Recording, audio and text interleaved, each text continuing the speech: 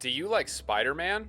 Oh boy, yeah. Spider-Man Brand New Day is only a few days away, so what better time than to rank every live-action Spider-Man movie? There's a lot of things to consider when judging Spider-Man movies. The comic accuracy, the web swinging, the writing, the plot, the actors. I just rewatched all of them recently to refresh my memory. With 8 mainline movies from 3 different Spider-Men, fans have widely different preferences, as do I, so ultimately this comes down to my personal taste. Also, I'm not including the Spider-Verse movies or any spin-off films like Venom or Morbius, and spoiler warning ahead for all of these movies. This is taking too long! But let's get into it. In the 8th spot lands Amazing Spider-Man 2. You're a fraud, Spider-Man! Whoa, calm down, Jamal. Don't pull out the 9.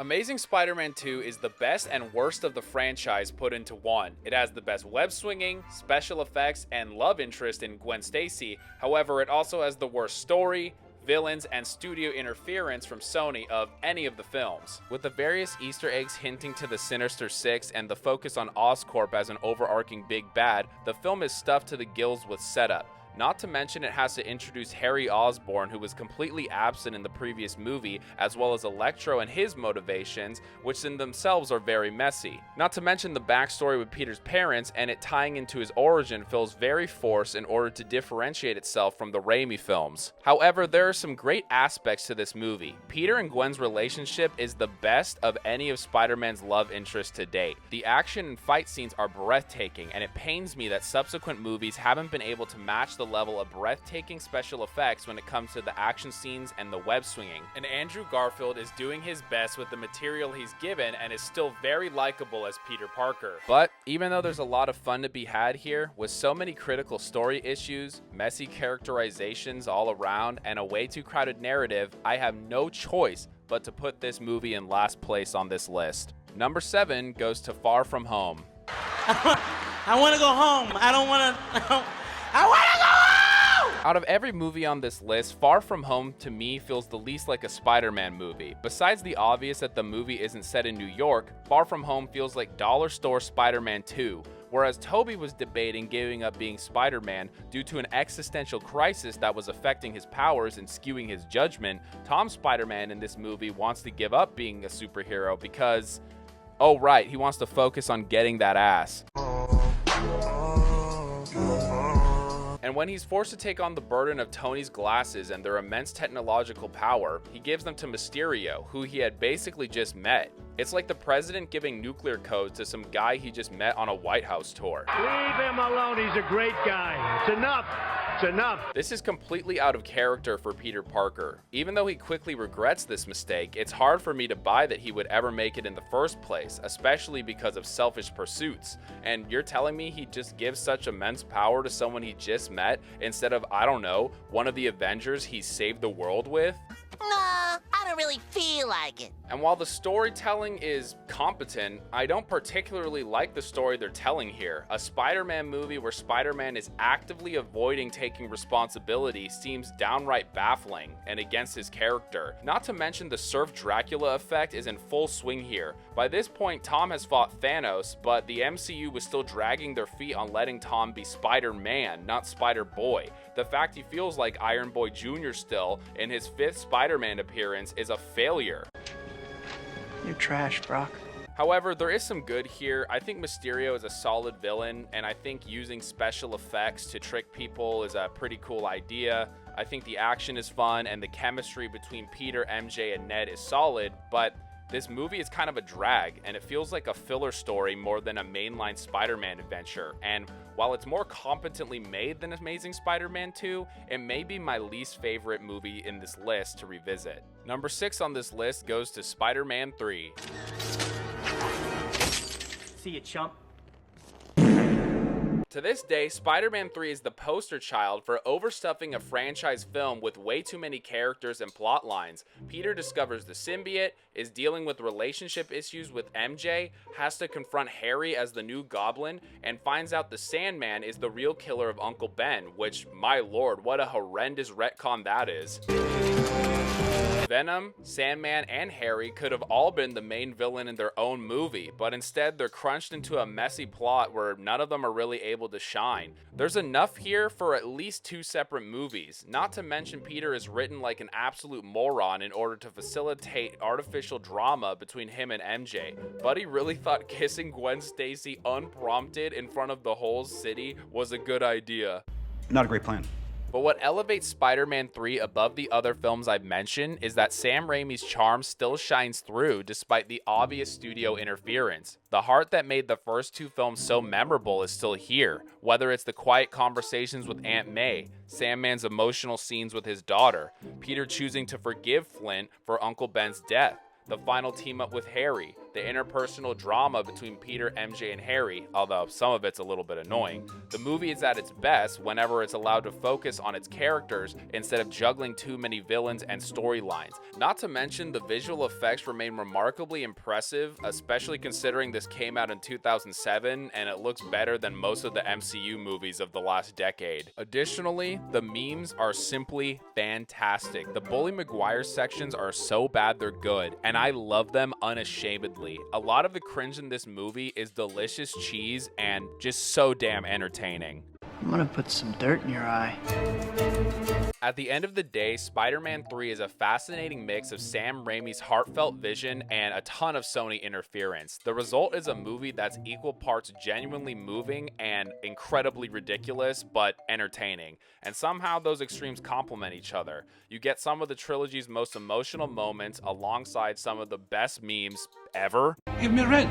You'll get your rent when you fix this damn door! Give me rent. Even though this is an objectively messy film, I can't help but love it, and that's why it's number 6 on this list. At number 5 is The Amazing Spider-Man. Poor Peter Parker. Peter Piper picked a peck of pickled peppers. A peck of pickled peppers Peter Piper picked. The Amazing Spider-Man had a pretty tough task of redoing the iconic Spider-Man origin only 5 years after Spider-Man 3, and I have to say, it still holds up and it's a solid Spider-Man story. I think Andrew Garfield is awesome as Spider-Man. He caught a lot of criticism back in the day for playing an emo Peter Parker, and while I kind of understand where that comes from as he's angsty in a lot of the film, I think people overlook just how well he captured Spider-Man himself. His wisecracking personality is arguably the best we've seen in live action and is on full display when he's fighting villains and when he's bantering with Gwen. And speaking of Gwen, Emma Stone kills it as Gwen Stacy. She's still my favorite live action love interest in any Spider-Man movie. The chemistry between Andrew and Emma feels completely effortless. I guess it helps that they were dating in real life. And their relationship is believable, charming, and has a natural warmth that makes you genuinely invested in them as a couple. It's the emotional backbone of this movie. MJ's trifling ass should take some notes. These hoes ain't loyal. And while it's obvious that Mark Webb and Sony were trying to differentiate this reboot from the Raimi trilogy, they never stray too far from the source material, and the core of Spider-Man remains the same. Peter still learns that heroism requires sacrifice. He still chooses to help others even when it comes at great personal cost. Those are universal Spider-Man themes, and this movie understands them and largely nails them. The supporting characters are another one of this film's greatest strengths. Sally Field gives a great performance as Aunt May, as does Dennis Leary as Captain Stacy. And what's especially interesting is how they represent 2 different moral influences on Peter. Aunt May encourages compassion, empathy, and staying true to himself, while Captain Stacy challenges Peter by emphasizing responsibility and the very real danger that comes with being Spider-Man. The ideological push and pull of these 2 characters gives Peter's arc more depth and makes his decisions feel more personal. Reese Ifans is also very good as Dr. Kurt Connors, and you understand why Peter looks up to him, which makes his eventual downfall more tragic. However, his motivations become pretty muddled as he transforms into the Lizard. He starts as a scientist who wants to help amputees and people with disabilities and illnesses, but suddenly decides the solution to helping all these people is to transform all of humanity into giant lizard people. What?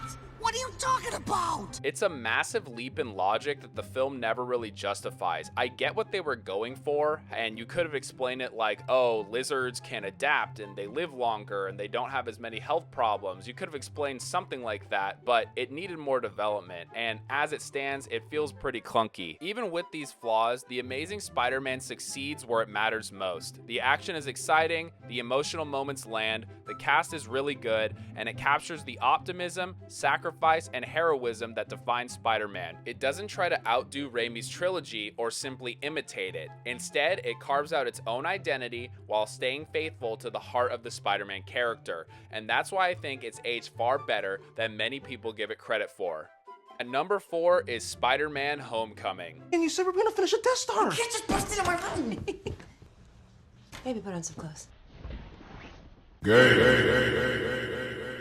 Tom Holland's first solo Spider-Man outing is the best coming-of-age story in any of the Spider-Man films, and while a lot of fans, myself included, eventually grew tired of the Iron Boy Jr. direction that Marvel took with his character, I think it actually works really well in his first outing. At the beginning of the movie, Peter is fresh off the airport battle in Civil War and is desperate to leave his ordinary high school life behind. After fighting alongside the Avengers, he's convinced he's ready to become a full-time superhero.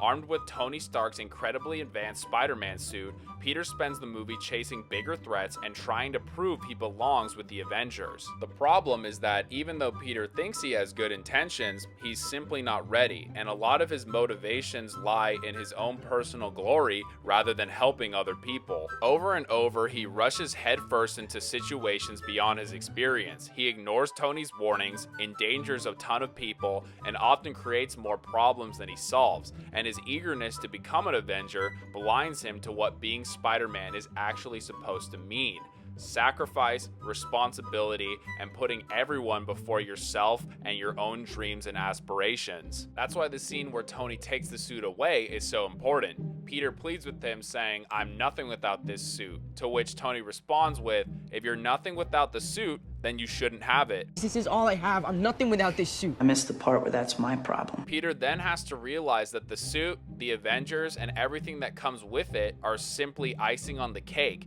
What actually defines Spider-Man is his character, his willingness to do the right thing even when no one is watching, even when he has nothing to gain, and even when it costs him everything. By the end of the film, Peter understands that Spider-Man isn't some vehicle to fame and fortune. It's a lifelong commitment to responsibility. Being Spider-Man means putting others before yourself, regardless of the situation or the consequences. That's a lesson every version of Peter Parker eventually has to learn, and Homecoming finds a fresh way of telling it without repeating the same origin story for the third time. Michael Keaton is also phenomenal as the Vulture. He's one of the MCU's best villains because his motivations are completely relatable. Adrian Toomes isn't driven by world domination. He's a working class man whose business is ripped away after the Battle of New York when the government and Tony Stark's damage control sees everything he's built. This is your daily reminder that taxation is theft and screw the government. Even though his actions aren't justified, you can understand where he's coming from. He's just a man trying to provide for his family, which makes the reveal that he's Liz's dad,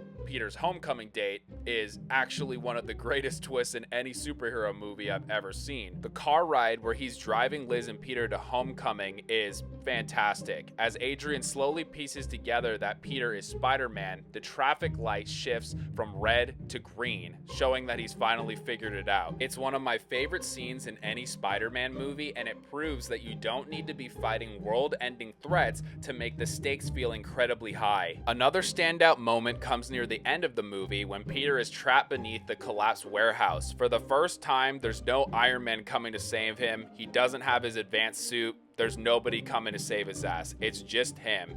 Broken, terrified, and alone, he has to find the strength to lift the rubble himself. It's a direct callback to The Amazing Spider-Man 33, one of the most iconic Spider-Man comics ever written, and it perfectly captures what makes the character so inspiring. Spider-Man isn't defined by just his powers. He's defined by his perseverance. Even when he's exhausted, scared, and convinced he can't do the job in front of him, he finds the strength to get back up. That's Spider-Man. Homecoming is ultimately a fantastic coming-of-age story filled with humor, heart, and memorable Spider-Man moments. Tom Holland is great as the character, and even though I was iffy on him when I first saw his performance in Civil War, he more than proved me wrong and showed that he's absolutely worthy of carrying the mantle for this generation and the next. At number 3, we have Spider-Man No Way Home. Whoa! That came out of you. Yeah. You can't do that, huh? No? Hello, I'm Luigi, and I'm here today to tell you all about puberty and its many effects. Just to clarify, this isn't high on my list because of nostalgia, hype moments, and aura. It's so high on my list because it feels like the moment that Tom finally fully becomes Spider-Man, and it pays homage to the past while setting up the future. No Way Home finally rips off the band-aid of Tony Stark, and Tom no longer feels like Iron Boy Jr. By the end of the film, Peter has lost his mentors, his friends, his aunt, his identity, literally everything. I have nothing left except Spider-Man. While it felt like Iron Man and the other Avengers helped bail him out of previous situations, Peter takes the punishment dished out in this movie head on and sacrifices everything for the pursuit of doing what is right. And all he's left with is a tiny apartment and the determination to help people while completely forging a new path alone. That is Spider-Man. Not only does Peter learn the hardest lesson possible by losing everyone around him, Tobey and Andrew serve as mentors to teach him what it means to be Spider-Man in his darkest hour. They aren't just there for nostalgia, they play critical roles in the story and receive great payoffs for their respective arcs. Seeing Tobey reunite with a cured Doc Ock and Andrew save MJ as redemption for Gwen's death are phenomenal callbacks that make the fan service meaningful and not just cheap jangling keys.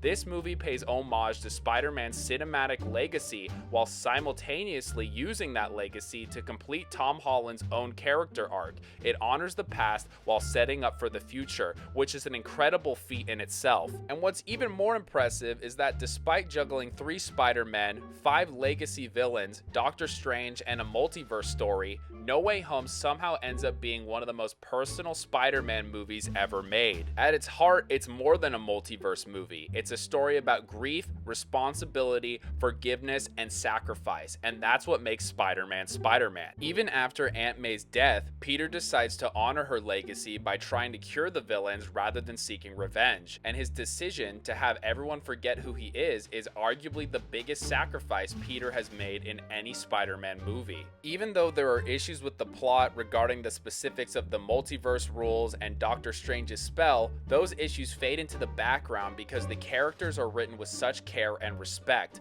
All 3 Spider-Men get heroic moments. Every villain is treated as more than a reference. Every emotional beat feels earned because it's built upon decades of storytelling across multiple movies. And while Jamie Foxx and Alfred Molina are great as Electro and Doc Ock, I have to give special shout out to Willem Dafoe. Bro came back as Green Goblin after 20 years and in my opinion is even better than his original appearance. He is an absolute demon in this movie. He kicks Peter's ass, eats his punches while laughing, and kills May with a smile on his face while delivering some of the hardest lines I've heard from any villain in a movie ever. Dafoe's acting is phenomenal, and he slips right back into this role, proving that this character is second only to Heath Ledger's Joker in my opinion for a comic book movie villain. To me, No Way Home represents the culmination of over 20 years of Spider-Man on film. It celebrates everything that came before while finally allowing Tom to step out of Iron Man's shadow and stand alongside Tobey and Andrew as an equal.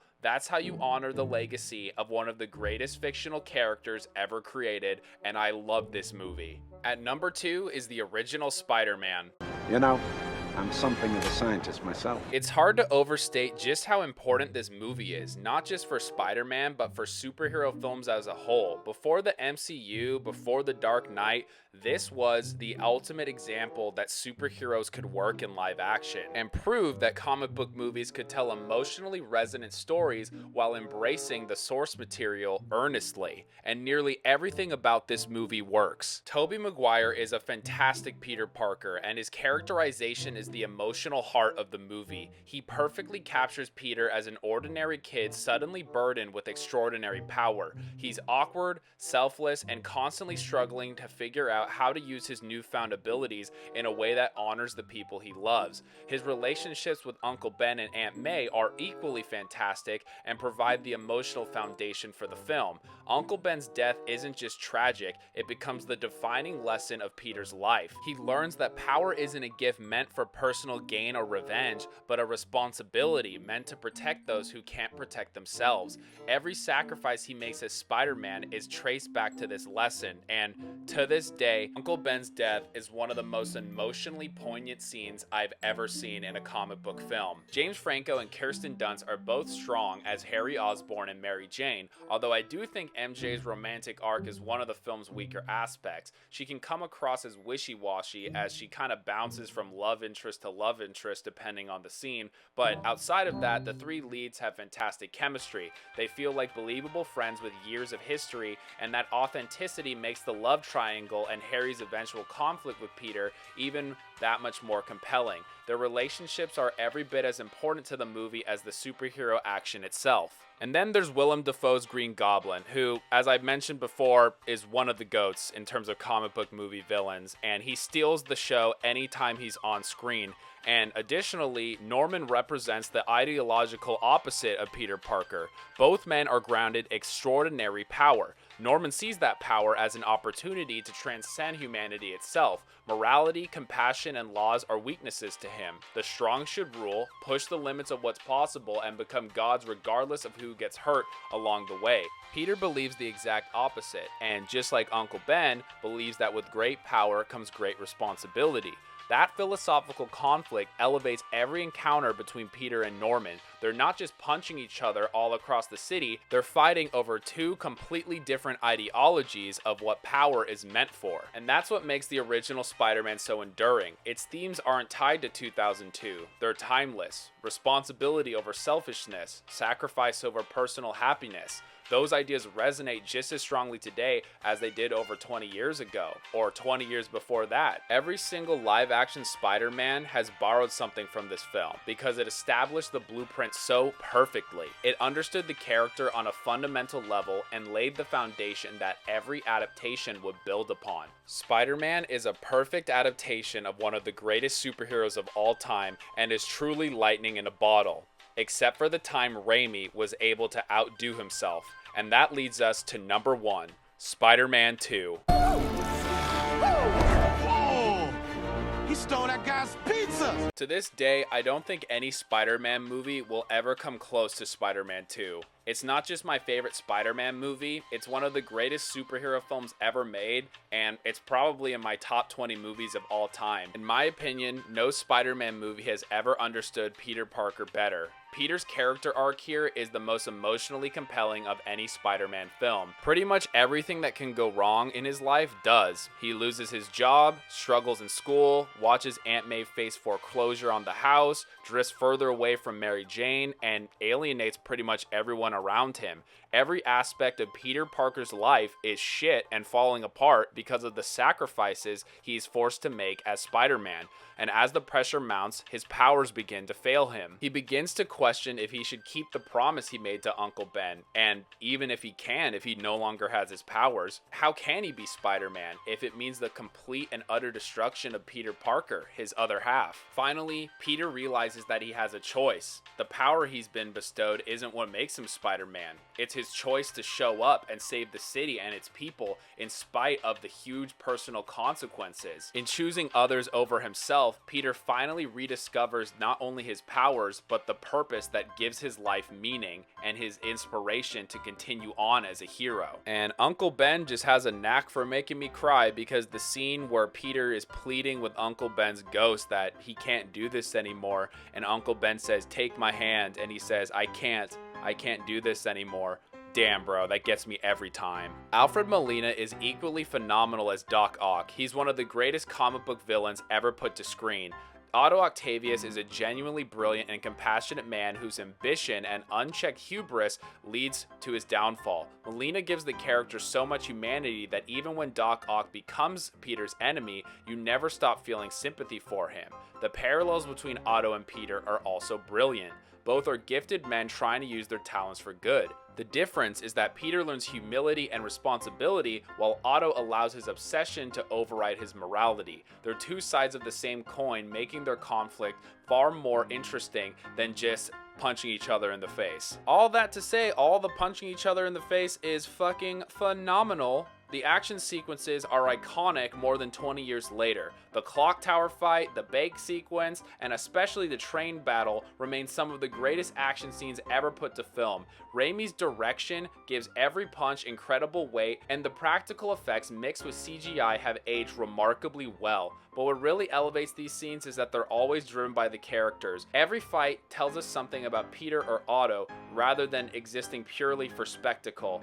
But the spectacle's fucking awesome. Spider-Man 2 is one of those rare sequels that improves on virtually every aspect of an already excellent original. It's not just the best Spider-Man movie ever made, it's one of the best comic book movies ever made, and in my opinion, one of the best films ever made, period. To me, Spider-Man 2 is the gold standard, an absolute masterpiece. Every Spider-Man film since has been chasing what this movie accomplished, and nearly 25 years later, it still sits at the pinnacle of superhero storytelling on the big screen. And with Brand New Day right around the corner, I can't wait for the next chapter.